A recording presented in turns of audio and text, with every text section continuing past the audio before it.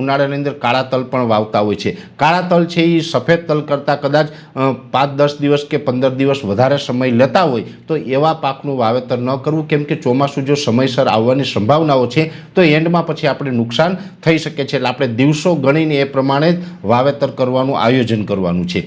બીજા નંબરની અંદર વાત એ છે કે અત્યારે જે આપણે ઉનાળુ પાકનું વાવેતર જેને અનુકૂળતા હોય અને એ 5 ફેબ્રુઆરી પછી કરે અને સમયસર નીકળી જાય તો એ કરી શકે।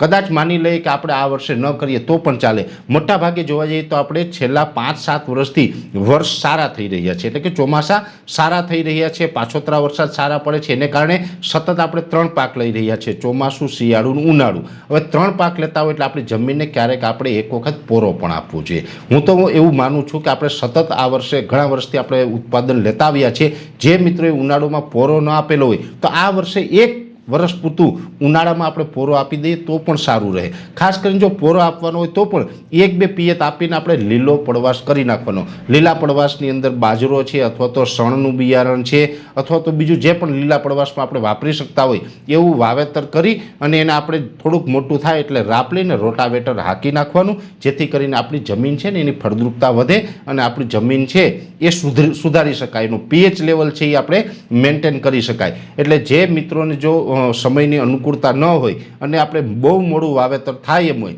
તો પછી એને ઉનાળુ પાકનું વાવેતર ટાળી દેવું જોઈએ અને જે ઉનાળુ પાકનું વાવેતર કરવા માગતા હોય એને 5 ફેબ્રુઆરી પછી વાવેતર કરવું।